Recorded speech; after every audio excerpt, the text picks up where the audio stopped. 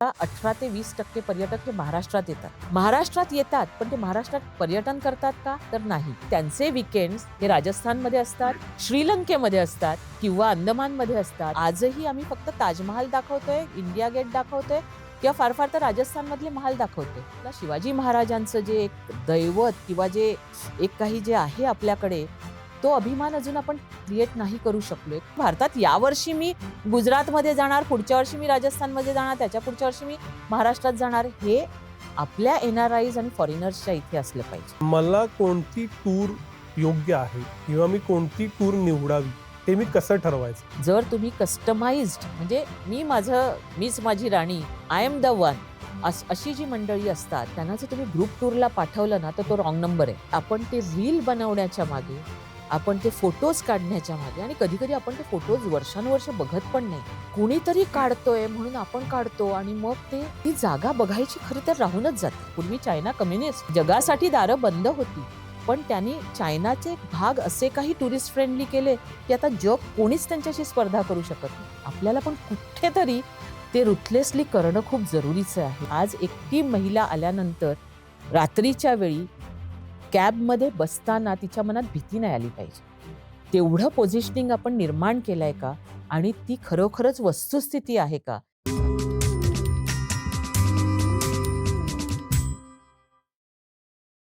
नमस्कार, मी विनायक पाचलग आणि थिंक बँकच्या थिंक लाईफमध्ये तुम्हा सगळ्यांचं स्वागत. आपल्या सगळ्यांच्या जगण्याचा एक अविभाज्य भाग म्हणजे फिरणं, आणि हे फिरणं म्हणल्यावर जी नावं महाराष्ट्रात डोळ्यासमोर येतात त्यातलं कदाचित सगळ्यात इमिजिएट डोळ्यासमोर येणारं नाव म्हणजे वीणा पाटील. आणि आज त्यांच्याशीच मला गप्पा मारायच्या आहेत. मी थिंक बँकवरती स्वागत करतो वीणाज वर्ल्डच्या संस्थापिका वीणा पाटील मॅडमचं. 40हून अधिक वर्ष त्यांनी महाराष्ट्राला प्रवास करायला, फिरायला शिकवलंय, वेगवेगळे प्रयोग केलेत. गेली 13 वर्ष ते ही संस्था चालवत आहेत, ज्यांच्या स्टुडिओत आपण हे रेकॉर्ड करतो. सो मला फिरण्याबद्दलचं सगळं काही समजून घ्यायचं आहे आणि त्यासाठीचा आजचा एपिसोड आहे. पहिला प्रश्न हाच आहे, कदाचित खूप बेसिक आहे, निश आहे. इतक्या 40 वर्षाच्या अनुभवात माणूस नक्की का फिरतो असं तुम्हाला वाटतं? नमस्कार. प्रथम म्हणजे मला थिंक बँकवर बोलावल्याबद्दल खूप मला आनंद झालाय आज. कारण गेली काही वर्ष आम्ही हे सतत ऐकतोय, वाचतोय. केवढे तरी इंटरव्ह्यूज, आणि तुम्ही अ, परत-परत म्हणजे त्याच मंडळींना पण बोलावता आणि पुढचा भाग जो असतो तो हो. सांगता. आत्ताची एआयवरची जी चर्चा सुरू आहे, हे सगळं इतकं छान आहे आणि इतकं ते विचारांचं आहे. म्हणजे थिंक बँक हे नाव अगदी बरोबर आहे आणि त्याचा एक भाग मला होता येतंय ह्याचा आनंद आहे. आता तुम्ही म्हणताय त्याप्रमाणे सुरुवात करूया आणि का फिरतो हम्म. किंवा का हे आहे, तर ॲक्चुअली मला असं वाटतंय की फिरणं हाच म्हणजे माणूस त्याच्यासाठीच बनवलाय असं वाटतं. आपल्याला 2 पाय आहेत हो. आणि आपण अगदी अनादी कालापासून बघितलं तरी माणूस म्हणजे भटकी जमात हो. इथूनच सुरुवात झाली आणि ते भटकणं आजतागायत सुरू आहे आणि सुरू राहणार आहे. हम्म. त्याच्यामुळे फिरणं हम्म. किंवा एका जागेवरनं दुसऱ्या जागी जाणं हा माणसाचा स्थायी भाव आहे. तो कुठेही स्थिर राहणार नाहीये, कधीच राहणार नाहीये. बरोबर. म्हणजे आपण त्याला स्थिर करायचा कितीही प्रयत्न केला, तरी सुद्धा तो फिरतच राहणार आहे. ही एक त्याची भौगोलिक, ऐतिहासिक किंवा परमात्म्याने जी काही रचना केलेली आहे, हो. ही सगळी फिरण्यासाठी आहे, चालण्यासाठी आहे, चलनवलनासाठी आहे. हे सगळं आहे. पण नंतर हळू शोध हम्म. शोधकार्य म्हणजे काय आहे बाबा, ह्या डोंगराच्या पाठी काय आहे? हो. किंवा अवकाशात आपल्याला काय दिसतंय? किंवा ह्या पाण्याच्या खाली काय आहे? ही हो. सगळी जी जिज्ञासा आहे, त्याच्यापोटी माणसं फिरायला लागली, असं आपल्याला एकंदरीत दिसतंय. हो. त्याच्यानंतर मग माणसं ज्ञानासाठी फिरायला लागली, की हम्म. इतिहास, भूगोल ह्या ज्या सगळ्या गोष्टी आहेत, त्याच्यात काय आहे? नंतर हम्म. स्पिरिच्युअलिटी म्हणजे शेवटी माणसाला कुठेतरी एकदा शांत बसून काय नेमकं आहे हे सगळं, हे बघायचं, स्वतःला शोधायची जी एक गरज लागते. त्याच्यासाठी माणूस हा नेहमी अ, वेगवेगळ्या ठिकाणी, आणि आपल्याकडे तर असं आहे, की सगळी क्षेत्र हो. जी आहेत, ही इतक्या अशा म्हणजे पटकन न जाता येण्यासारख्या ठिकाणी आहेत. हिमालयात हम्म. म्हणा किंवा आणखी कुठे, की तुम्हाला तिथे चालत जावं लागतं किंवा काही-काही हो. वेगवेगळे एडव्हेंचर्स करून जावं लागतं. तर त्याच्यासाठी मग माणूस फिरायला लागला. हम्म. नंतर माणूस म्हणजे एक आहे हौस, म्हणजे हौशे गवशे नवशे जे हम्म. म्हणायचे पूर्वी, तसंच आहे ते, की हौस म्हणून फिरायला लागला. म्हणजे पूर्वी कसं होतं, की राजे त्याच्यानंतर आपले सीफेरर्स म्हणजे हेच लोकं फिरायचे. हो. त्याच्यानंतर 1800च्या शतकात म्हणजे 1890च्या वगैरे दशकात फिरणं ह्याला एक हे आलं, की येस अशा तऱ्हेने एका देशातनं दुसऱ्या देशात जाऊन आपण त्याचा आनंद घेऊ शकतो. हं. इथून ॲक्चुअली आणि युरोपमध्ये ही सुरुवात झाली. राइट, आणि मग ॲक्चुअली हळू-हळू, हळू-हळू ते पर्यटन म्हणून आलं. म्हणजे सर्वसामान्यांना खुलं लगेच नाही झालं. राइट. म्हणजे फिरणं ही ॲक्चुअली श्रीमंतांची आणि राजे लोकांची मक्तेदारी होती. हं. पण त्याच्यानंतर आता असं झालं, की अनेक आपण वेगवेगळ्या गोष्टी बदललेल्या पाहिल्या म्हणजे त्याच्यानंतर राजे महाराजांच्या फिरण्यानंतर आणि त्याच्यामुळे आज जर तुम्ही बघितलं तर म्हणजे पर्यटन सगळ्यांना खुलं झालंय आणि ते हो, इतकं छान आहे, की तुम्हाला आणि ईझी झालंय. हो. कंप्लीटली ईझी झालंय. त्याच्यामुळे आजचं जे पर्यटन आहे माणसाचं, हे हौशे-नवशे गवशे हे आहेच. पण त्याच्याबरोबर मला म्हणजे सीन चेंज. आज आपण एवढे गढलेलो आहोत कामात आणि त्याच्यातनं सुटका होणार नाहीये कुणाचीच. हो. कारण चॅलेंजिंग वर्ल्ड आता आपण त्याला सामोरं जातोय. त्याच्यामुळे माणूस हा खुर्चीला खिळून राहणार आहे कामासाठी. त्याला कुठेतरी जायची गरज भासणार आहे आणि हं, त्याच्यासाठी माणूस आज त्या फास्ट फेजमधनं निघून कुठेतरी स्लो होण्यासाठी निसर्गाकडे जातोय किंवा हं. सीन चेंज करतोय, की राइट. आपण जे सीन चेंज म्हणतो तसा तो ॲक्चुअली सीन चेंज करायला जातोय. त्याच्यानंतर आज तर आपण बघतोय मेडिकल टुरिझम आहे हो. किंवा अशा अनेक गोष्टींसाठी म्हणजे आता ट्रॅव्हल ही एक इकॉनॉमी झालेली आहे हो. आणि त्या इकॉनॉमी च्या कडे गव्हर्नमेंट बघतंय, प्रायव्हेट संस्था बघतायत, जग बघतंय आणि असा हा माणसाचा जो प्रवास आहे, तो जो भटक्या जमातीपासून जो सुरू झाला, हं, तो आजपर्यंत सुरू झाला आणि आता ह्याच्यावर एआय सुद्धा त्याच्या मदतीला आलेला आहे. हं. असा हा अतिशय सुंदर असा एक आपण म्हणतो ना, की घटनाक्रम किंवा क्रोनॉलॉजी जी आहे, ही हो. अतिशय सुंदर तऱ्हेने अशी उलगडत गेलेली आहे आणि ते बघणं किंवा त्याचा अभ्यास करणं हे खूप छान आहे आणि म्हणून माणूस म्हणजे मला हं. वाटतंय हे फिरणं कधीच थांबणार नाहीये. बरोबर. कधीच. अनादी कालापासून अनंत कालापर्यंत ते सुरूच चालूच. राहील. पण हे जे आहे, की आनंदासाठी फिरणं किंवा फक्त फिरण्यासाठी फिरणं हे गेल्या 2च शतकातलं आहे. हे फारच इंटरेस्टिंग आहे. त्यातली 40 वर्ष तुम्ही या क्षेत्रात आहात. जेव्हा तुम्ही या क्षेत्रात आलात, तेव्हाची टुरिझम इंडस्ट्री भारतातली, महाराष्ट्रातली आणि 2026 ची टुरिझम इंडस्ट्री काय बदलत गेलं? बदल बरेच झाले आणि बदल काहीही नाही झाले, असं दोन्ही मी उत्तर देईन तुम्हाला. बरं. आता आम्ही ज्यावेळी होतो तेव्हा नॅचरली तेव्हा मोबाईल्स नव्हते. त्यावेळी म्हणजे तुम्हाला हॉटेल्स नव्हती आपल्या इंडियामध्ये, सुखसोयी नव्हत्या. हं. म्हणजे ही सगळी जी फेज होती, ती जाऊन आता बऱ्यापैकी आपण चांगल्या स्टेजला आलेलो आहोत. आपण आता भारताचा विचार करूया आणि मग जगाकडे हो. जाऊया. आता ज्यावेळी 40 वर्षांपूर्वी आम्ही हे केलं तेव्हा एस-टी-डीचा जमाना होता. हं, ट्रंक कॉल नाही, एस-टी-डी पण नाही. एस-टी-डी त्याच्यानंतर आले. आपण ट्रंक कॉल लावायचो. हं. म्हणजे तो ट्रंक कॉल लागायचा, म्हणजे तो आधी नंबर देऊन ठेवायचा, मग हे लागायचं. अशा काळामध्ये आम्ही टुरिझमला सुरुवात केली त्यावेळी. हो.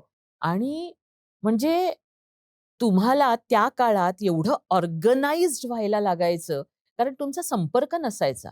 आज आपण संपर्काची जी सुखसोय झालेली आहे, त्याच्यामुळे मला कधी-कधी असं वाटतं आपण डिसऑर्गनाइज्ड आहोत. कारण काहीही झालं तरी पटकन कोणाला तरी फोन करून काहीतरी करून आपल्याला करता येतं. पण त्यावेळी तसं नव्हतं. त्यावेळी आम्ही जास्त ऑर्गनाइज्ड होतो असं मला वाटतं. कारण तुम्हाला दुसरा काही चारा नव्हता ऑर्गनाइज्ड असण्याशिवाय. अच्छा. तर ही एक गोष्ट मला त्या काळातली फार आवडते, हं, की आपल्याला काहीच नव्हतं. म्हणजे मग कधी-कधी मला हल्ली मोबाईल बंद करून बसावसं वाटतं, हं, की लेट मी बी मी, हं, not the victim of that mobile असं जे वाटतं ते त्या काळात नव्हतं. आणि हं. त्या काळात शिकणं खूप झालं त्यामुळे, बरं. की आपल्याला हे करायचंय, असं करायचंय, अशा पद्धतीने करायचंय. इफ नॉट व्हॉट हे त्यावेळी सगळं असं ठरलेलं म्हणजे ठरवलेलं असायचं, की हं. समजा ही गोष्ट आपण ठरवली, अशी झाली नाही, तर कसं करता येईल? सो तो एक छान फेज होता. त्यामुळे प्रचंड शिकता आलं. हळू-हळू, हळू-हळू आता हे झालं म्हणजे आम्हाला लिटरली हॉटेल्समध्ये जाऊन त्यांच्या पाया पडायला लागायचं. म्हणजे मी आणि माझे वडील असे जाऊन मला आठवतंय, की त्यांना रिक्वेस्ट करायला लागायची. म्हणजे माझ्या बाबांना मी नेहमी चिडवायचं, की सिस्टरली तुम्हाला हे करतोय, ब्रदरली सांगतोय. आम्हाला प्लीज रूम द्या, हे करा, ते करा. त्याच्यावरनं आज जी परिस्थिती आली आहे, आता सप्लाय वाढल्यामुळे हं. किंवा तुम्ही एक ब्रँड ज्यावेळी बनता, त्यावेळी तुमचा बिझनेस घेण्यासाठी ते तुमच्याकडे येतात. पण बरोबर. त्यावेळी तीच परिस्थिती नव्हती. सप्लाय नव्हता आणि आम्हाला लिटरली बेक करून त्यांच्याकडनं सगळ्या फॅसिलिटीज मिळवायला लागायच्या. मग ते बसेस असतील किंवा हॉटेल्स असतील किंवा व्हॉटएव्हर. सो ते झालं. त्याच्यानंतर आता म्हणजे आजच्या स्थितीला काय झालं, आज Marriott सारखी, Accor सारखे सगळे ग्रुप्स येतायत आणि भारतात कारण भारत एक्सप्लोड होणार आहे हे सांगायला कोणाची गरज नाहीये. म्हणजे ज्योतिषी नको किंवा आणखी कोणी नको. ती एक वस्तुस्थिती आपल्याला हो. दिसते. पण त्यावेळी म्हणजे ज्यावेळी आम्ही सुरू केलं त्यावेळी असं नव्हतं. आज म्हणजे मला आठवतंय मी एक दिवस माझ्या आई-बाबांना फोन करण्यासाठी धर्मशालाला मी असायचे. मी हिमाचलच्या बऱ्याच टूर्स बरं. करायचे. मी टूर मॅनेजर म्हणून होते आणि त्यावेळी फोन करण्यासाठी मला साधन नव्हतं आणि मला असं झालं, की अरे, काय हे मला त्यांचा वाढदिवस आहे आणि त्यांना अॅनिव्हर्सरी होती. फोन करता येत नाहीये. तर ते जे आहे मग मी मनात असा एक हे केला, की असू दे मी मनातनं त्यांना पाठवते माझ्या हे. हं. सो त्या मनातनं हे पाठवण्याचा जो एक हे होता म्हणजे अ, काय म्हणता येईल त्याला ती फेज होती ती खूप हं. छान होती. आता जास्त सगळं छान झालेलं आहे निश्चितपणे. आम्हाला ते आवडतंय सुद्धा आणि त्याच्यात तुम्ही जास्त वेगाने पुढे जाताय. पण तो काळ पण छान होता, हा काळ पण छान आहे. आता मी मगाशी म्हटलं तुम्हाला, की हे जे आहे, की त्या काळामध्ये आणि या काळामध्ये बदल झाला पण आणि बदल नाही झाला. हो. तर यासाठी मी सगळ्यांना म्हणजे आपल्या प्रेक्षकांना पण सांगेन, एक सिनेमा आहे 1960 सालचा. बरं. "When it's Tuesday, it must be Belgium." आणि हा संपूर्ण सिनेमा आज आम्ही ज्या तऱ्हेने ग्रुप टूर्स कंडक्ट करतो, त्या तऱ्हेने तो कंप्लीट सुरू झालाय. मला वाटतं पॅरिसमधून की बेल्जियममधनं सुरू झालाय आणि तो संपूर्ण युरोप करतो आणि तो होतो. त्यामध्ये ज्या तऱ्हेने टूर कंडक्ट करताना दाखवलंय, त्याच तऱ्हेच्या टूर्स आजही कंडक्ट केल्या जातात सगळ्या जगभरात. बापरे! बरं. म्हणजे जे बदल झाला नाही, तो या ह्याच्यामध्ये बदल झाला नाही. हा तो दिसतोय. आता तर जग अतिशय सुंदर झालेलं आहे हं. आणि त्याच्यात आपण बोलूच पुढे-पुढे. हं. पण हा जो बदल आणि न झालेला बदल हे दिसतंय. आज तुम्हाला म्हणजे जे ब्लेसिंग आता एआय आणि या सगळ्यांनी येतंय, त्याच्यात तर आपण खूपच बोलू शकतो, की काय हं. आहे ते आणि हं. कसं आपण त्याचा उपयोग करून घेऊ शकतो. म्हणजे आता सगळ्यात चांगली परिस्थिती निर्माण झाली आहे टुरिझमसाठी असं मला वाटतंय. वाह! आपण त्या सगळ्याविषयी बोलू. पण जेव्हा मी एक युजर म्हणून विचार करतो, त्यावेळी मला असं आठवतं, की 20 एक वर्षापूर्वी ज्यावेळी मी घरच्यांबरोबर पहिल्यांदा बाहेर गेलो, त्यावेळी ॲज अन एक्सपिरियन्स एका वेळची फ्लाइट बुक केली गेली आणि एका वेळेला ट्रेननं मला आठवतंय मी दिल्लीला गेलेलो आणि मग तिथं फिरलेलो. कट टू आज वरही मी आता ऑफिस बघत होतो, की जवळपास सगळेच जण फ्लाइट प्रिफर करतात. त्यावेळेला असं होतं, की फास्ट बघायचं. आज आमचे मित्र म्हणतात, की जाऊन फक्त राहू. काही मला फिरायचं वगैरे नाहीये. तर मी ॲज अ कन्झ्युमर कसा बदललो, असं तुम्हाला दिसतं बाहेरून बघितल्यावर? निश्चितपणे. आणि सगळ्या प्रकारचा कंझ्युमर आहे बरं का. बरं. म्हणजे हा जो बदल आहे, तो प्रत्येक पर्यटकामध्ये झालेला आहे हं. आणि त्याला केटर करण्यासाठी आम्हाला वेगवेगळे प्रयोग सतत करावे लागतायत. बरं. म्हणजे पूर्वी जी पद्धत होती, की हं. एकदा जातोय तर सगळं बघून येऊ हो. आणि आजही त्या पद्धतीनुसार ज्या टूर्स समजा आमच्यातर्फे केल्या जातात किंवा कोणत्याही पर्यटन संस्थेतर्फे केल्या जातात, ह्या आजही जास्तीत जास्त तुम्ही काय दाखवताय ह्याच्यावर अवलंबून आहेत आणि त्या सगळ्यात जास्त चालतात. आजही. आजही बरं. या क्षणाला, ओके. हा बदल निश्चितपणे आलाय आणि त्याच्यामुळे आम्ही काही टूर्समध्ये समजा युरोपमध्ये जर ऑस्ट्रिया हं. एका दिवसात करत असू, तर त्याच वेळी आमच्याकडे ऑस्ट्रियासाठी 7 आणि 8 दिवसांच्या टूर्स पण आहेत. अच्छा. म्हणजे येणाऱ्या बदलाला सामोरं जाण्यासाठी आम्ही म्हणजे तुम्हाला स्लो टुरिझम आवडतंय, आणखी कुणाला सगळं बघायचंय, हं. कुणाला जस्ट टिक मार्किंग करायचंय. हं. ह्या सगळ्यांसाठी आम्हाला प्रॉडक्ट्स निर्माण करावी लागतात आणि ह्याला मी म्हणेन की एक futuristic approach towards managing business of travel. So हा आमचा जो हे आहे, जो हो. पूर्वी आमच्याकडे काश्मीरची समजा एक टूर असायची, एक युरोपची असायची, एक साउथ ईस्ट एशियाची हो. असायची, एक हिमाचलची, एक केरळची, एक राजस्थानची असं असायचं. आत्ता तसं नाहीये. आत्ता नुसत्या केरळच्या म्हटल्या तर 16-17 प्रकारच्या टूर्स आहेत. हं. आणि तुम्ही जे म्हणालात, की तुमच्या मित्रांना जसं जावसं वाटतं, की नाही जाऊन फक्त राहूया. तर ते सुद्धा प्रकार आम्ही कस्टमाइज्ड हॉलिडेच्या तर्फे करतो, की अच्छा. तुम्हाला फक्त जाऊन राहायचंय. हं, तुमच्या पेसने तुम्हाला बघायचंय. हं, कुणाकुणाला काहीच नाही करायचंय तिथे. हं. फक्त जाऊन राहायचंय.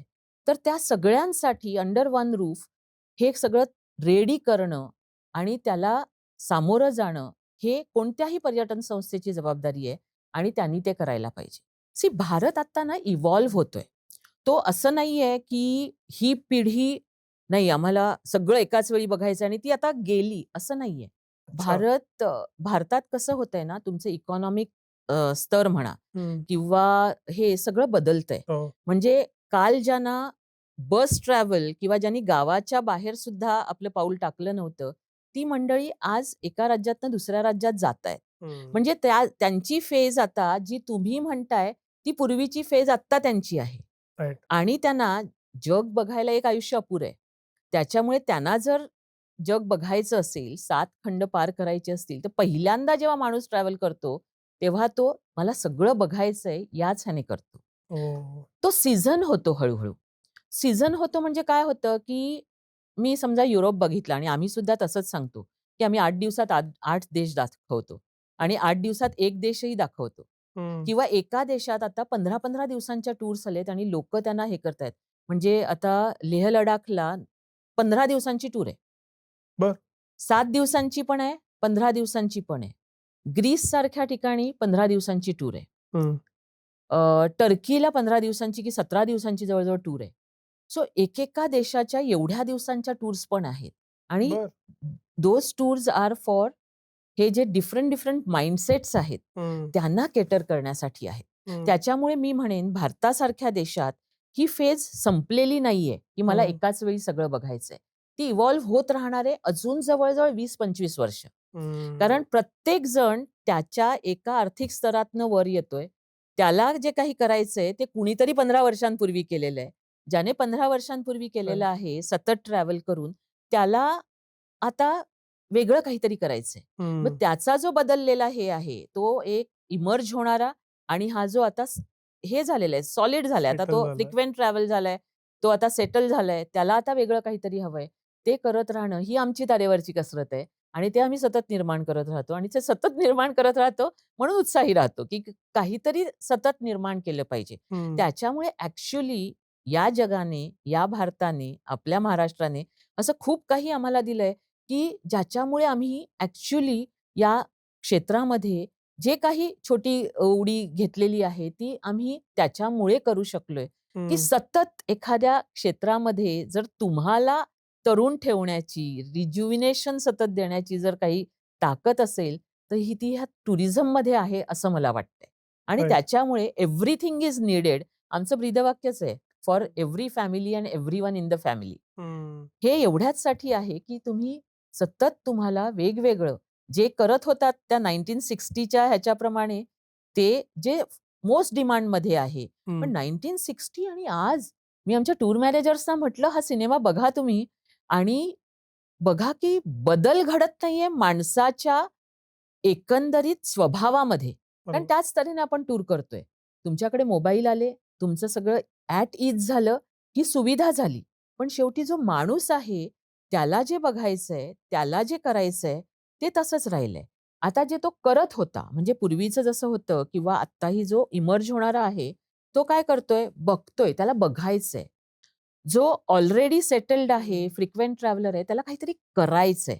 हं. ओके. सो बघणं, ते करणं, ही फेज आता भारताची सुरू आहे. आणि अच्छा. बघणं हे अजून 25 वर्ष मी म्हणते चालू राहणार आहे आणि करणं हे सतत इव्हॉल्व होत राहणार आहे. आणि मग त्या करण्यामध्ये तुम्हाला वेगवेगळ्या गोष्टी आहेत. मग कुणाला असं शांत बसावसं वाटेल, कुणाला काहीतरी एडव्हेंचर ॲक्टिव्हिटीज हो. कराव्याशा वाटतील, कुणाला वाईल्ड लाईफचा आधार घ्यावासा वाटेल.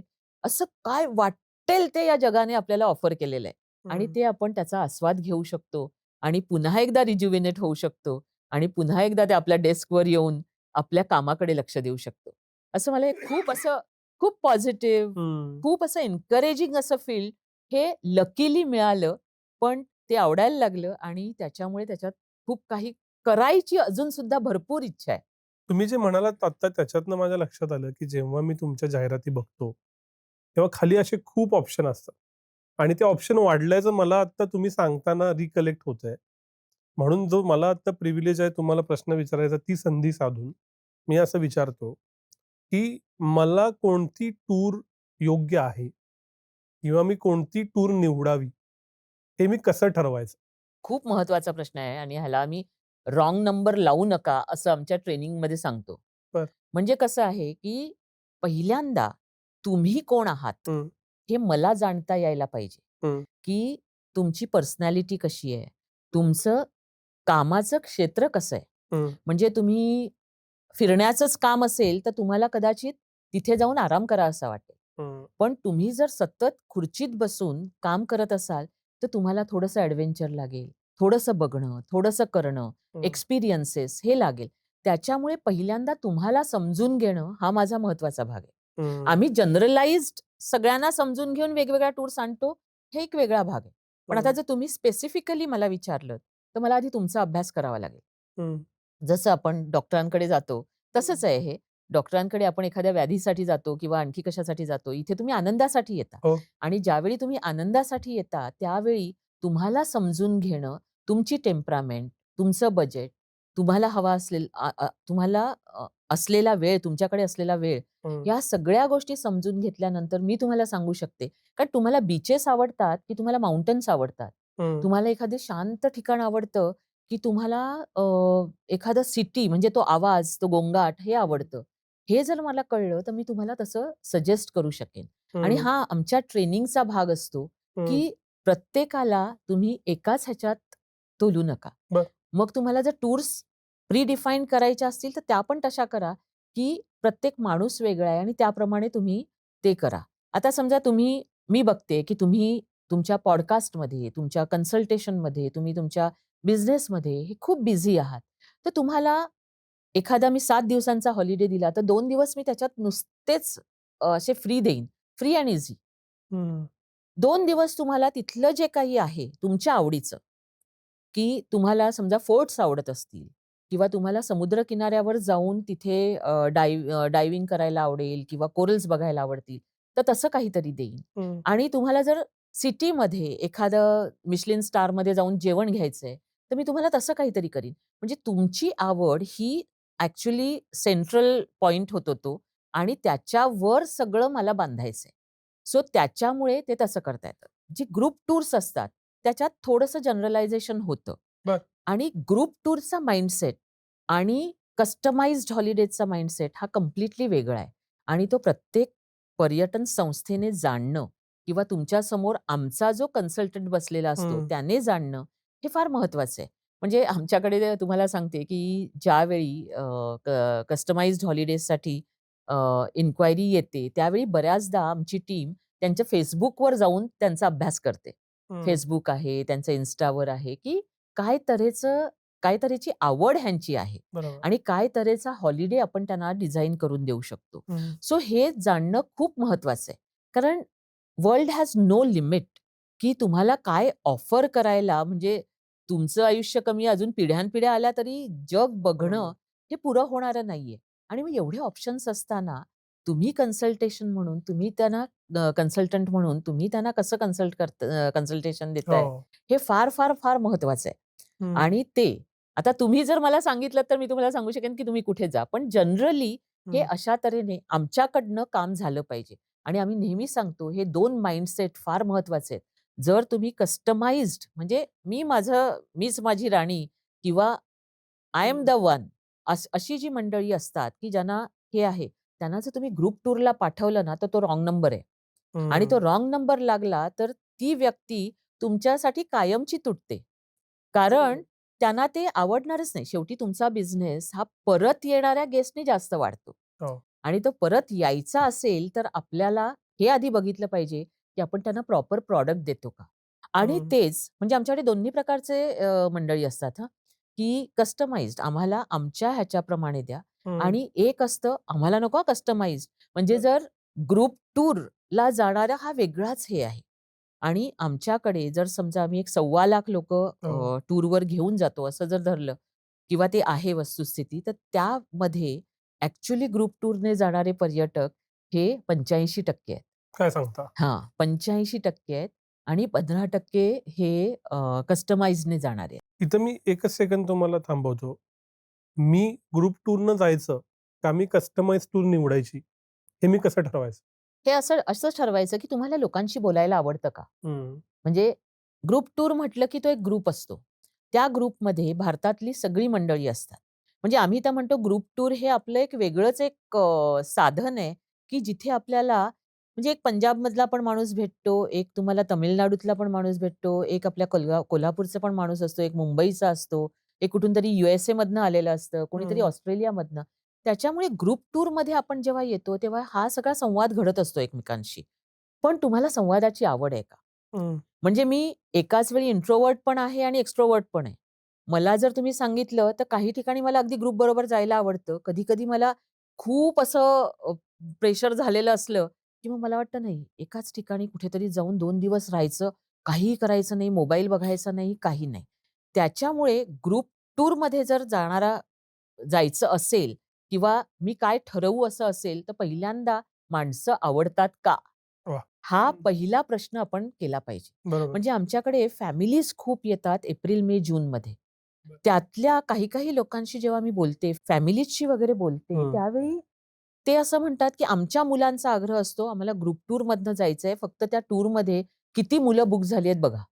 बापरे! कारण आपण 4च जण एकत्र इथे असतो कायम. हं. परत 4 जण जाऊन तिथे बघण्यापेक्षा आम्हाला जर मुलं असली, तुम्ही मोठ्यांबरोबर संवाद साधा, आम्ही मुलांबरोबर मजा करतो. हं. अशा तऱ्हेने म्हणजे एखादी बस ज्यावेळी अशी अर्धी मुलांनी आणि अर्धी मोठ्यांनी भरलेली असते, तेव्हा पहिले 2 दिवस सगळे त्यांना दिलेल्या सीटवर बसतात आणि बाकीचे पुढचे दिवस मुलं मागच्या साईडला जाऊन धमाल एन्जॉय करतात असतात. हं. आणि सगळी मोठी मंडळी ही पुढे बसलेली असतात. हा साधारण एक सीन आहे. सो मुलांना सुद्धा त्यांना कंपनी हवी असते म्हणून त्यांना ग्रुप टूरमध्ये जायला आवडतं. हं. सीनियर्सना ग्रुप टूरमध्ये जायला आवडत असतं कारण बोलणारी मंडळी कमी झालेली असतात. बरोबर. कुणाची मुलं युरोप, अमेरिकेत असतात. काय-काय म्हणजे वेगवेगळ्या तऱ्हेने फॅमिलीज आता खूप छोट्या व्हायला लागलेल्या आहेत. मग त्यांना इतरांबरोबर संवाद साधायला आवडतो आणि हं. त्याच्यामुळे ते विमेन्स म्हणजे मोठा सेगमेंट आहे. आता विमेन्स स्पेशलला जवळ-जवळ 60 टूर्स एकाच वेळी जाणार आहेत वेगवेगळ्या ठिकाणी जगात बापरे! सगळीकडे. बरं. 60 टूर्स आणि त्याच्याबरोबर म्हणजे कधी टूर 28 जणांची असते, कधी 40 जणांची असते, अशी असते. मी जेव्हा पूर्वी करत होते, तेव्हा 200-200, 300-300 बायका एकत्र मी हं. घेऊन जात असे. पण जेव्हा कोव्हिडनंतर मी टूरला जाणं थांबवलं, पण ते एवढं क्लोज टू माय हार्ट आहे, की त्यावेळी आम्ही जातो. मग महिलांना काय होतं, मी टूरवर जाते, मला मिरवायचंय. I am loving myself. I am going somewhere outside where I never imagine अशा ठिकाणी जाताना मला कोणीतरी पाहिजे सोबत. मी रोज बरोबर. नट्टाफट्टा करून येणार, तर मला बघणारं कोणीतरी पाहिजे, माझे फोटो काढणारं कोणीतरी पाहिजे. सो ही एक जी मानसिक गरज आहे ना, ही गरज ॲक्चुअली ठरवते, की मला कस्टमाइज्ड बरोबर जायचंय, की मला ग्रुप टूर बरोबर जायचंय. तुम्ही फोटोचा उल्लेख केलात म्हणून 2 प्रश्न एकत्र विचारतो. Instagrammable डेस्टिनेशन्स हं. किंवा Instagrammable टूर्स हे वाढलंय का? आणि दुसरं मगाचपासून तुम्ही सिनेमाचा उल्लेख करताय म्हणून, सिनेमा या क्षेत्राला कसा प्रभावित करतो? उदाहरणार्थ, ये जवानी है दीवानी बघितल्यानंतरची आमची पिढी, तिला जे काही ट्रेकिंग आवडायला लागलं इथपासून ते आत्तापर्यंत. सो मोबाईल, Instagram, सिनेमा याचा कसा इम्पॅक्ट होतो तुमच्या इंडस्ट्री? अतिशय म्हणजे मी तर म्हणेन हे ब्लेसिंग्ज आहेत हं. आणि मला ह्या जाहीर प्लॅटफॉर्मवर त्याला धन्यवाद द्यावेसे वाटतायत, हं. की हे जे काही सगळं येतंय त्याने एक्सप्लोड झालंय टुरिझम. म्हणजे ओव्हर टुरिझम झालंय बऱ्याच ठिकाणी. म्हणजे आपण ऐकत असाल, की काही-काही देशांमध्ये किंवा काही-काही शहरांमध्ये ओव्हर टुरिझम हा एक मोठा म्हणजे प्रॉब्लेम आहे आणि लोकांनी त्याच्यासाठी मोर्चे काढलेत, डेमॉन्स्ट्रेशन्स केली आहेत. बार्सेलोनाचं आहे, इटलीमधल्या काही शहरांनी केलंय, की आता आम्हाला पुरे, हं. आता नको आम्हाला टुरिझम. हे सगळं जे उफाळून आलंय, एक्सप्लोड बरोबर. झालंय, ह्याला कारण आहे फोटोज, हं. त्याच्यानंतर तुमचं Insta हं. आणि त्याच्यानंतर जे काही आहे रील्स आणि हे ते, हे सगळं आहे. पण ॲज अ बिझनेस पर्सन किंवा ॲज अ टुरिझम इंडस्ट्री म्हणून आम्ही जेव्हा बघतो, तेव्हा आम्हाला मनापासून धन्यवाद द्यायला पाहिजेत ह्या सगळ्यासाठी. कारण नॅचरली तुमचा बिझनेस ह्या सगळ्यांनी वाढवलाय. हं. म्हणजे मला आठवतंय कहो ना प्यार है हा हो. सिनेमा आला आणि न्यूझीलंड लोकांच्या नजरेत आलं एकदम. त्याच्यानंतर झेड-एन-एम-डी म्हणजे तुमचा हो, जिंदगी ना जिंदगी ना मिलेगी मिलेगी दोबारा. दोबारा. ह्याने स्पेन गव्हर्नमेंट म्हणजे त्यांना ते इंडिया एवढं स्पेनकडे वळलं, की अशा तऱ्हेने सुद्धा टुरिझमला बूस्ट मिळू शकतो. हे टुरिझम जे बॉडीज असतात प्रत्येक देशाच्या टुरिझम बोर्ड्स त्यांना कळलं आणि मग भारताकडे कारण पॉप्युलेशनच इतकं आहे, की आपल्याला पॉप्युलेशन ही देण आहे आणि त्याच्यामुळे प्रत्येक देशाचं लक्ष आपल्याकडे आहे आणि ते पण टुरिझम बोर्ड्सचं सुद्धा आहे, एअरलाईन कंपन्यांचं आहे. त्यांनी असे सगळ्यांनी वेगवेगळ्या थीम्स घेऊन, स्टोरीज बनवून सिनेमे काढायला सुरुवात केली. म्हणजे हं. आता तुम्ही हे जर बघितलं, मला वाटतं शाहरुख आणि काजोलचं एक गेरुआ हो, नावाचं ते गाणं गाणं होतं. होतं. हां. पिवळ्या साडीतलं आणि त्या हो. काळ्या खडकांवर ब्लॅक बीचेसवर. त्या ह्याने आइसलँडला इतकं प्रकाशात आणलं आणि तुम्ही म्हणालात तसं ये जवानी है दिवानी म्हणजे ट्रेकिंगचं वेड्यासारखं वाढलं. ते तिथे मला आजही तो सीन डोळ्यासमोर आहे. मला वाटतं त्याच्यातलंच ते वाक्य आहे काय, "मैं रुकना नहीं हां. चाहता." तेच त्याच्यातलंच हो, वाक्य आहे, हो, की हो, "गिरना चाहता हूँ, दौड़ना चाहता हूँ, हो. लेकिन बस रुकना नहीं चाहता." हे जे टुरिझमला ॲक्चुअली रुकना नहीं चाहता हे ते ह्या सिनेमांनी शिकवलं. सो हं, Insta, रील्स, सिनेमे काय वाटेल ते ही जी काही क्रांती घडलेली आहे, हं, त्याच्यामुळे सगळ्या टुरिझममधले जे जॉब्स आहेत, हं. जॉब्स म्हणता येतील, बिझनेसेस म्हणता येतील, एअरलाईन्स आहेत, हॉटेल इंडस्ट्री आहे, सगळ्याला जे काही एक वेगळंच एक हे मिळालेलं आहे म्हणजे ॲक्सेलरेशन आपण म्हणूया, बरोबर. ते अतिशय महत्वाचं आहे आणि त्याच्यामुळे त्याचा कुठचाही ॲडव्हर्स परिणाम मला दिसत नाही. ॲडव्हर्स परिणाम म्हणायचा तर माझी एक विनंती असते सगळ्या पर्यटकांना, की डोळ्यांनी पण बघा. हं, हं. डोळ्यांनी बघा, त्या पर्यटन स्थळाचा आस्वाद घ्या.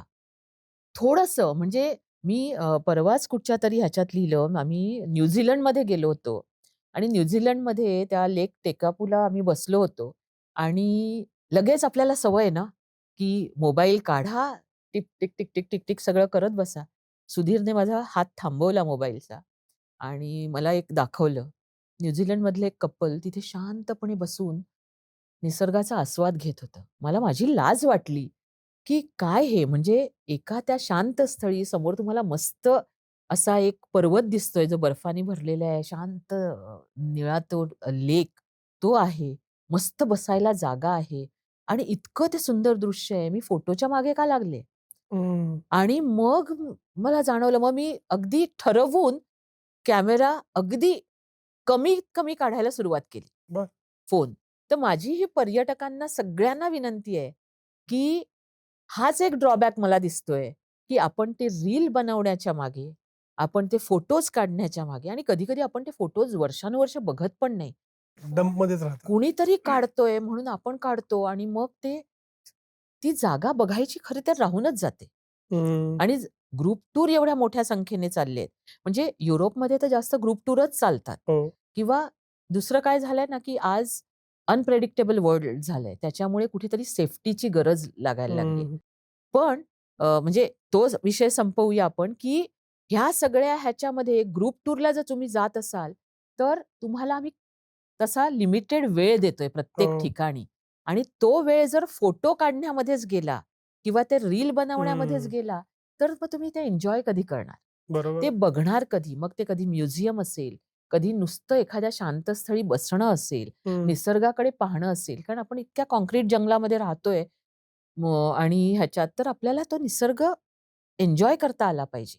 हं. त्याच्यामुळे ह्याचा परिणाम हा सगळा मला पॉझिटिव्ह दिसतोय. फक्त हे एक सोडून.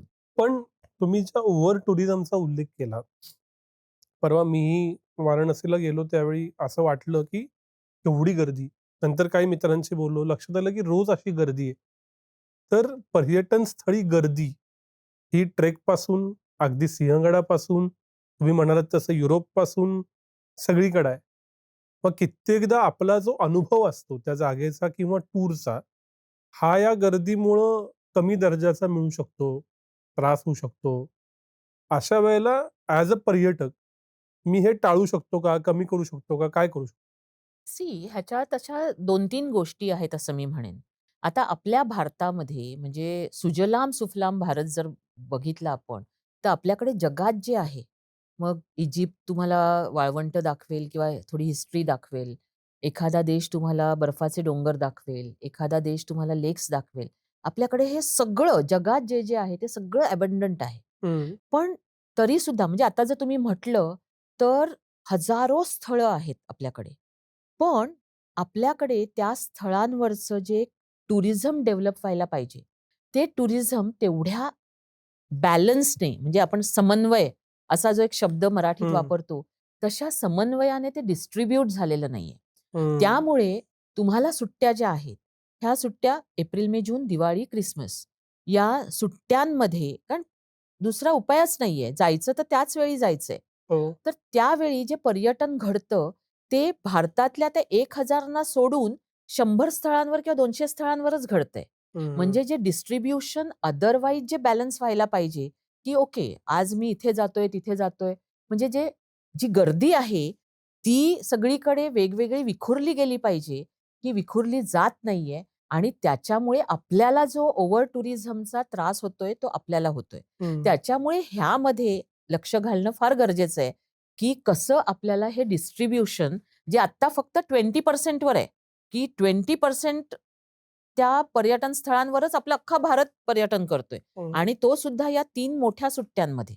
ओके. हं. त्याच्यामुळे तिथे टुरिझम म्हणजे गर्दी खूप होते. बरं गर्दी खूप जेव्हा होते, तेव्हा क्राउड मॅनेजमेंट जसं करायला पाहिजे किंवा जे आयडियली जसं झालं पाहिजे, तेवढं आपल्याकडे होत नाहीये. आणि त्याच्यामुळे काय होतंय, की तुमचा जो अनुभव आहे, जे तुम्ही म्हणालात, तो थोडासा कुठेतरी त्याला म्हणजे तो कॉम्प्रोमाईज होतोय. त्याला तुम्हाला जी मजा घ्यायला पाहिजे, ती तेवढी मजा घेता येत नाहीये. आता हे आपल्या भारतासारख्या खंडप्राय देशामध्ये आहे. लोकसंख्या ज्याची प्रचंड आहे आणि नॅचरली आपण असे धक्के खात, खात, खात, खात आलेलो असल्यामुळे आणि आपल्याला बरचसं लुबाडलं गेलेलं असल्यामुळे हा देश करताना आपल्याला अजून बराच वेळ लागणार आहे तो सगळं करताना.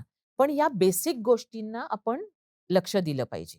आता जगाच्या बाबतीत काय होतंय, जगाच्या बाबतीत सुद्धा असं झालंय. पण त्यांनी काय केलंय, की त्यांच्याकडची छोटी पर्यटन स्थळं सुद्धा त्यांनी व्यवस्थित प्रमोट केलेली आहेत. स्पेनची गोष्ट घ्या. म्हणजे आज जर फ्रान्स बघितलं, तर फ्रान्स म्हणजे पॅरिस एक आपलं असं हे आहे. पण बाकीचा फ्रान्स सुद्धा इंडियन्सना बाय एंड लार्ज फ्रान्स म्हणजे पॅरिस किंवा फार-फार तर आपण अगदी खाली जातो साऊथला आणि निस, मोनॅको, मॉन्टे कार्लो ह्या सदर्न रिव्हिएरामध्ये आपण फ्रेंच रिव्हिएरामध्ये फिरतो. पण अदरवाईज अमेरिकन्स, युरोपियन्स हे सगळा फ्रान्स बघतात. फ्रान्समध्ये वर्षाला जवळ-जवळ 10 कोटी टुरिस्ट येतात. फ्रान्समध्ये.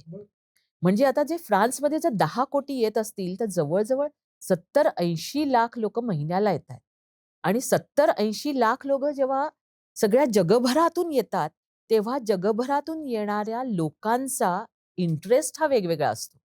आणि तो इंटरेस्ट जेव्हा वेगवेगळा असतो, तेव्हा मग फ्रेंच आल्प्स आहेत, त्याच्यासाठी पण त्यांना टुरिस्ट मिळतात. त्यांचा जो सदर्न पार्ट आहे, जो थोडासा थंडीमध्ये जास्त चांगल्या तऱ्हेने जातो, त्याच्यासाठी पण मिळतात. रिलिजियस लूट्ससारख्या ठिकाणी रिलिजियस टुरिझम पण त्यांना मिळतो. जग सगळं असं अट्रॅक्ट झाल्यामुळे त्यांच्याकडे जो रेव्हेन्यू मिळतोय 10,000 आय मीन 10 कोटी पर्यटकांचा, तो त्यांना असा छान तऱ्हेने सगळ्या ह्याच्यावर डिस्ट्रिब्यूट करता येतो आणि त्याच्यामुळे तो सतत राहतो. म्हणजे तो अव्वल दर्जावरच राहतो. म्हणजे आपल्याला वाटतं, की अमेरिकेत किती टुरिझम असेल. अमेरिकेमध्ये वर्षाला साधारण 7 कोटी पर्यटक जातात. फक्त. फक्त 7 कोटी. अच्छा. अमेरिकेचं हे काय आहे, अमेरिका इज मॅन हं. अमेरिकेमध्ये नॅशनल पार्क्स आहेत. अमेरिकेमध्ये नैसर्गिक संपदा आहे, पण मॅन आहे. तेच युरोपमध्ये, स्पेनमध्ये 8 कोटी पर्यटक येतात. फ्रान्सच्या खालोखाल स्पेनमध्ये आहे. त्याच्यानंतर इटली, त्याच्यानंतर उभरता आलेला देश आहे, तो चायना आहे. चायना प्री कोव्हिड 6 कोटी टुरिस्ट घ्यायचे. बापरे! इटलीमध्ये साधारण काहीतरी 6 कोटी, 7 कोटी अशा ह्याने जातंय. सो हे सगळे जे देश आहे ना, त्यांनी टुरिझम हा ॲक्चुअली वेल प्लॅन्ड अशा तऱ्हेने मॅनेज केला. तरीही ओव्हर टुरिझम आहे कारण आपण मगाशी जो डिस्कस केला, की प्रत्येक ठिकाणी Insta आणि हे प्रत्येकाला वाटतंय मला जायचंय तिथे. आणि त्याच्यामुळे ते ओव्हर टुरिझम होतंय. निश्चितपणे कॉम्प्रोमाईज होतो आपला आनंद. त्याला इलाज नाहीये. आणि म्हणून आमची जबाबदारी काय आहे ॲज अ ट्रॅव्हल कंपनी म्हणून, तर आम्ही काय करतो, आम्ही पर्यटकांना एज्युकेट करतो. If it's okay for you, don't go in vacation time. हं. कारण हे कन्सल्टंट म्हणून करणं आमचं काम आहे. Don't go in vacation time. मग आम्ही काय करतो, तोच अनुभव कमी गर्दीच्या वेळी, कमी पैशांमध्ये जास्त चांगल्या तऱ्हेने देऊ शकतो. आणि त्याच्यामुळे ज्यांना शक्य आहे, म्हणजे जाहिरातीतली लाईनच असते, ज्यांना शक्य आहे त्यांनी या कमी गर्दीच्या वेळी चला. म्हणजे आज आपल्याला एव्हरेस्टला चढाई करताना गर्दी झाल्याचे फोटोज आणि हे मिळतायत. याच्यापेक्षा कोणतंच उदाहरण असू शकत नाही, की आणखी काय म्हणजे हे झालंय तर म्हणजे जेव्हा पहिले गिर्यारोहक गेले किंवा कधी 1924च्या काळात ब्रिटिशांनी पहिल्यांदा चढाईला सुरुवात केली. तर त्यावेळी जे काही झालं असेल, त्यांना कल्पना सुद्धा नसेल, की एव्हरेस्टवर चढाईसाठी सुद्धा ओव्हर टुरिझम होईल, ट्रॅफिक जाम होईल. म्हणजे हे आहे आणि त्यामुळे तो कॉम्प्रोमाईज होतोय. सो त्या ठिकाणी कंट्रोल्स आणणं, आमच्यासारख्यांनी सुद्धा त्यात कॉन्ट्रिब्यूट करणं आणि त्याच्यामुळे मी तुम्हाला सांगते, की 365 डेज पर्यटन हे आम्ही सुरू केलं कंप्लीट टुरिझम इंडस्ट्रीमध्ये.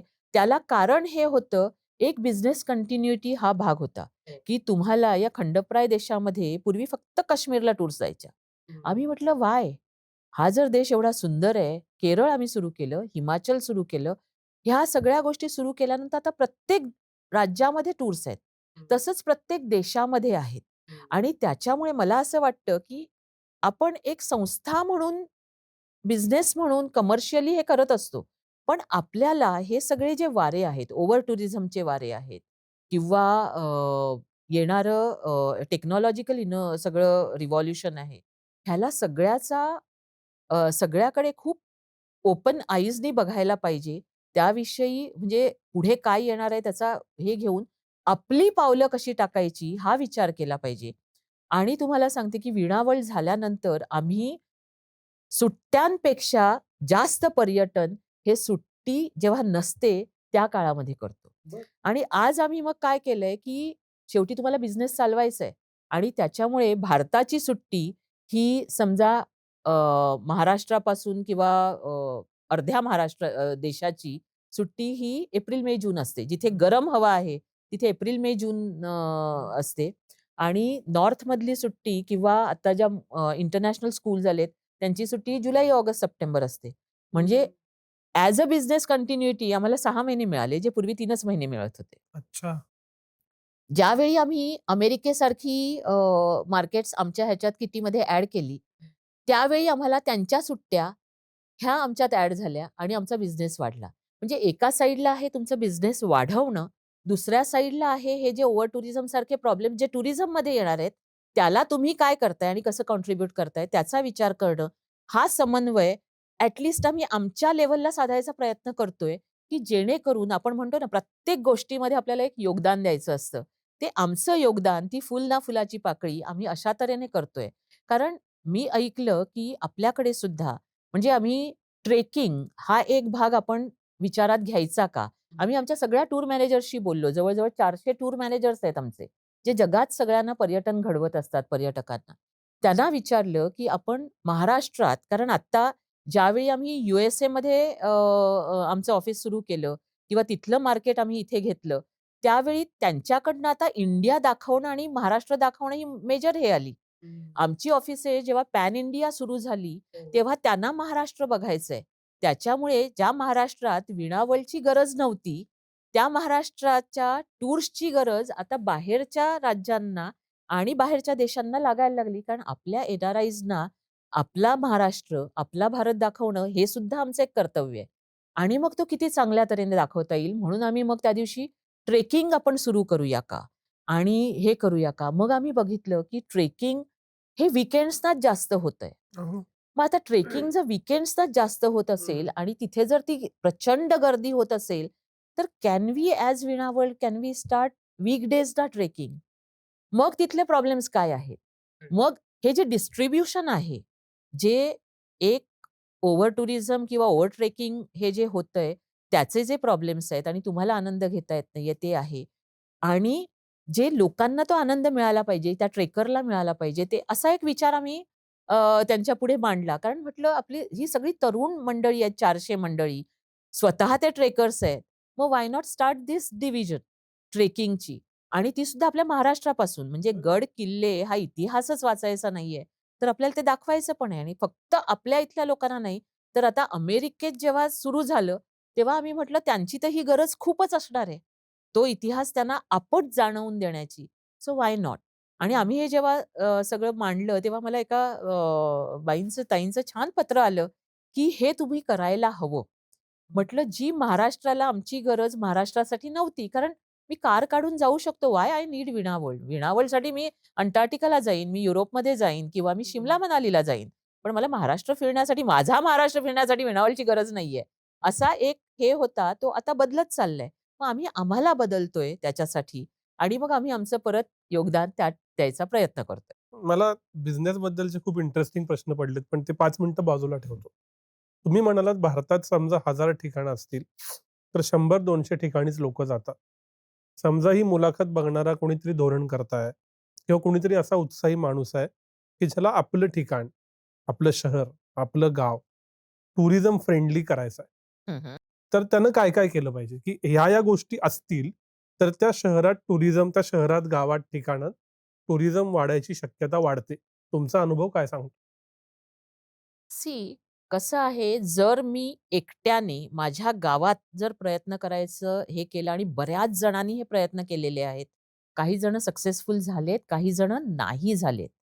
त्याचं कारण असं आहे, की मी जेव्हा एकटा काहीतरी करायचा प्रयत्न करतो, त्यावेळी कदाचित ते अरण्यरुदन व्हायचा चान्स असतो.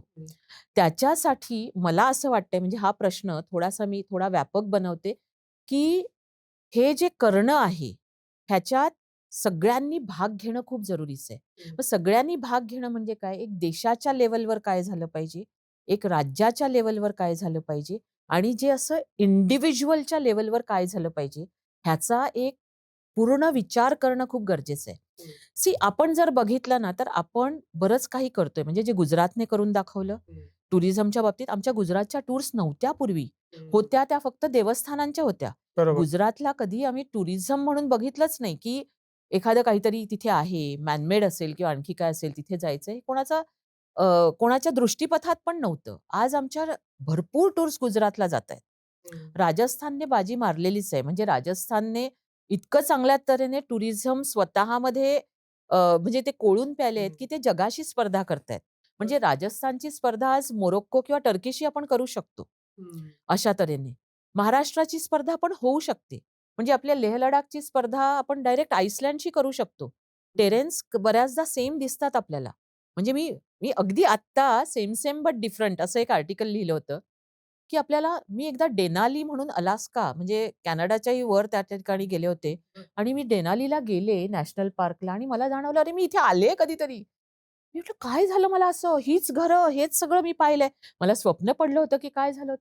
पण मी मनालीत जवळ-जवळ 15 वर्ष काढली आहेत टूर मॅनेजर म्हणून. त्याचा सगळा कंप्लीट सेट जणू काही तिथे नेऊन उभा केलाय किंवा तिथला सेट मनालीमध्ये आणलाय. इतकं ते साम्य होतं. सो त्यांनी जे केलं ते आपण इथे करू शकतो. मग सेंटरने एक टुरिझम आपल्या भारतामध्ये जर बघितलं आपण, तर टुरिझमच्या द्वारे कसं उत्पन्न एक आहे फॉरेन टुरिस्ट अरायव्हल हा एक इकॉनॉमीचा भाग समजला जातो. आत्ता जे आपण फ्रान्सला बघितलं किंवा ला बघितलं, की एवढे कोटी लोकं येतात. आपल्या भारतामध्ये किती येतात? आपल्या भारतामध्ये 1 कोटी लोकं बाहेरून येतात. या 1 कोटी लोकांमध्ये बांगलादेशहून येणाऱ्या माणसांची संख्या सगळ्यात जास्त आहे. म्हणजे ते टुरिस्ट नाहीयेत. ओके. ते त्यांच्या दैनंदिन किंवा त्यांच्या बिझनेससाठी जास्त येतात किंवा ते भारतामध्ये उद्योग करण्यासाठी किंवा करियर करण्यासाठी येतात. म्हणजे आपल्याकडे जी संख्या आहे ती अगदी म्हणजे एवढा सुंदर देश असून, सगळं काही इतिहासाने, भूगोलाने आणि सगळं दिलेलं असून सुद्धा आपण थोडेसे कमी पडतोय. सो सेंट्रल म्हणजे आपल्या माननीय पंतप्रधानांनी तर खूपच प्रयत्न केलेत. म्हणजे तुम्ही बघाल तर त्यांची प्रत्येक व्हिजिट ही आयदर काहीतरी घडवत असते, की तिथल्या लोकांना ते म्हणजे मला आठवतंय ते कधीतरी स्वीडनला गेले होते आणि तिथल्या लोकांना सांगितलं, की तुम्ही प्रत्येकाने भारतात या दरवर्षी. एक-एक राज्य बघा आणि तुम्ही तेच इतरांना 5 लोकांना सांगा आणि 5 लोकांनी येऊन भारत बघा, तर किती आपलं फॉरेन टुरिस्ट वाढतील आपल्याकडे. त्याचबरोबर त्यांनी व्हिसाची प्रोसेस कारण एकदा तुम्हाला सांगते ना, असं झालं, की मी एकाना म्हटलं कुठचा तरी व्हिसा मिळायला मला त्रास झाला. खूप पूर्वीची गोष्ट आहे. तर त्यांना मी म्हटलं, "अरे, तुमच्या देशाचा व्हिसा मिळवायला फार प्रॉब्लेम येतोय आम्हाला. कसे आम्ही टुरिस्ट आणणार?" ते म्हणाले, "हां, आम्हाला तुम्ही सांगताय. आम्ही जेव्हा भारतात येतो, तेव्हा तुमचा व्हिसा मिळवायला आम्हाला किती प्रयत्न करावे लागतात हे तुम्ही पाहिलंय का?" अरे बापरे! मी म्हटलं, "हो." पण ते आपल्या गव्हर्नमेंटला बरोबर कळलेलं आहे आणि व्हिसाची प्रोसेस किती सोपी करता येईल हा त्यांचा प्रयत्न आहे. सो सेंट्रल गव्हर्नमेंटने एक ॲक्चुअली म्हणजे युनायटेड स्टेट्स ऑफ इंडिया असं काहीतरी करून प्रत्येक राज्याला टुरिझममध्ये त्या राज्याने त्या राज्याच्या स्पेशालिटीप्रमाणे काय करावं ह्याचा एक सेंट्रल आराखडा म्हणजे मध्यवर्ती एक आराखडा करून द्यायला पाहिजे. आणि त्याच्यात सेंटरने एक फंडिंग असेल, पण दुसरं ही जी व्हिसा प्रोसेस जी ईझी बनवणं आहे, ह्याच्यात म्हणजे समजा 72 तासात व्हिसा मिळाला आणि हे मी का सांगते कारण हे आम्ही अनुभवलेलं आहे. सो थायलंडमध्ये काय ते करतात, जेव्हा-जेव्हा त्यांचा बिझनेस कमी होतो, तेव्हा-तेव्हा ते व्हिसा माफ करतात. म्हणजे ऑन अरायव्हल व्हिसा करतात. हे झुंडीच्या झुंडी जातात. आपल्याकडनं माईस म्हणजे कॉर्पोरेट ट्रॅव्हल जातं, हे जातं, ते जातं. अशा तऱ्हेने. म्हणजे चायनाचं सुद्धा प्री कोविड असं होतं, की हाँगकाँग नॉर्मली आपण हाँगकाँगमध्ये आम्ही पर्यटनाला जायचो आणि हाँगकाँगचे काही ठरलेले दिवस असायचे आणि त्या दिवशी पर्यटनाला म्हणजे ते काय करायचे, की जेव्हा-जेव्हा फॉरेन टुरिस्ट येतायत, तेव्हा-तेव्हा त्यांच्या डोमेस्टिक टुरिस्टला हाँगकाँगचा व्हिसा किंवा परमिट देणं बंद करायचे. ओह! ते कंट्रोल करायचे, की जेव्हा फॉरेन टुरिस्ट येतोय, तेव्हा आपला टुरिस्ट तिथे जायला नको. Let them enjoy. क्राउड मॅनेजमेंटचा हा एक भाग, तो त्यांनी व्हिसा कंट्रोल करून केला. आणि जेव्हा फॉरेन टुरिस्ट येत नाहीत, त्यावेळी इथल्या लोकांना परमिट द्यायला सुरुवात करायची. म्हणजे थायलंडची टुरिझम इकॉनॉमी जी आहे, ती त्यांनी अशा तऱ्हेने वर्षभर 365 डेज सुरू ठेवली. आता हे जे आहे म्हणजे आपल्याला व्हिसा एके ठिकाणी, क्राउड मॅनेजमेंट एके ठिकाणी, पण त्यांनी कशा तऱ्हेने ते हे करायचा मॅनेज प्रयत्न केलं. केला, मॅनेज केला. तो तीच गोष्ट आहे, की 72 तासांमध्ये व्हिसा तुम्हाला मिळू शकते. पण त्याच्यासाठी काही कंट्रीजना आपण हे करू शकतो आणि गव्हर्नमेंटचे ते प्रयत्न करताना ते दिसतायत, की कशा तऱ्हेने व्हिसा प्रोसेस काही देशांना ऑन अरायव्हल व्हिसा आपण करू शकतो. म्हणजे ज्यांच्याकडे यूएस व्हिसा आहे, ज्यांच्याकडे यूके व्हिसा आहे, ज्यांच्याकडे आणखी असे सिंगापूरचा व्हिसा म्हणजे सगळ्यात स्ट्राँग पासपोर्ट आज सिंगापूरचा आहे. ते मॅक्सिमम देशांमध्ये व्हिसाशिवाय फिरू शकतात. सो अशा देशांना जर आपण व्हिसा ऑन अरायव्हल केला, कितीतरी आपला वेळ वाचेल, लोकांचा वेळ वाचेल आणि तुमच्याकडे फॉरेन टुरिस्ट जे आज 1च कोटी येतायत आणि त्यातले जर हे टुरिस्ट म्हणून किती येतात समजा जर 60%च असतील, तर आपल्याला खूप सिरियसली बघायला पाहिजे, की येत्या 10 वर्षांमध्ये आपल्याकडे 5 कोटी टुरिस्ट कसे येतील? आता जे आपलं स्टॅटिस्टिक्स आहे, ते काय सांगतंय, की एक येणारा पर्यटक, फॉरेन मधनं येणारा पर्यटक हा 2,500 साधारणपणे एव्हरेज डॉलर्स म्हणजे जवळ-जवळ 2 ते 2.5 लाख रुपये खर्च करतो एक टुरिस्ट. आता जर हे टुरिस्ट जर 5 कोटी झाले आणि त्या 5 कोटी म्हणजे मला वाटतं 10,00,000 कोटी झाले जवळपास. म्हणजे किती काहीचं काही झालं. शून्य हां. आहेत, किती शून्य आहेत त्याचा अंदाजच येत नाही. पण साधारण 250 बिलियन वगैरेच्या दरम्यान ही म्हणजे केवढी इकॉनॉमीला बूस्ट मिळेल तो. आणि एक पर्यटक हा नुसता एकटा नाहीये, तो 4 जणांना आणखी काम देतोय. म्हणजे पूर्वीचं स्टॅटिस्टिक्स प्री कोव्हिड सांगत होतं, की एक टुरिस्ट हा 8 जणांना काम देतोय. मग आपल्याला ॲक्चुअली ऑप्शन नाहीये than to have this target.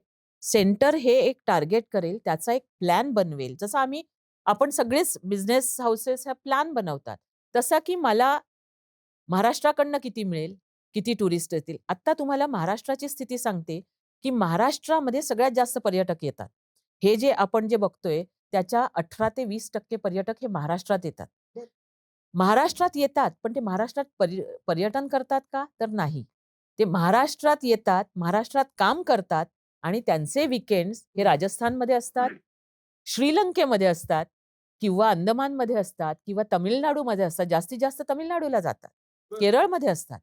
मग आपण त्यांना थांबवू का शकत नाही? तो जो एक प्राईड आहे, तो अभिमान आहे, तो इथल्या भारतीयाला वाटणं आणि तिथल्या एन-आर-आयना वाटणं, हे जे काम आहे ते आपल्याला करायला पाहिजे, की ग्लोबल पोझिशनिंग ऑफ इंडिया म्हणजे इन्क्रेडिबल इंडियाचे कन्सिस्टंट एफर्ट्स हे व्हायला पाहिजेत. आणि इन्क्रेडिबल इंडिया ही एवढी मस्त स्लोगन आहे, की ती ऐकल्यानंतर किंवा बोलताना सुद्धा आपल्याला असं प्राईडने, अभिमानाने आपली छाती भरून येते.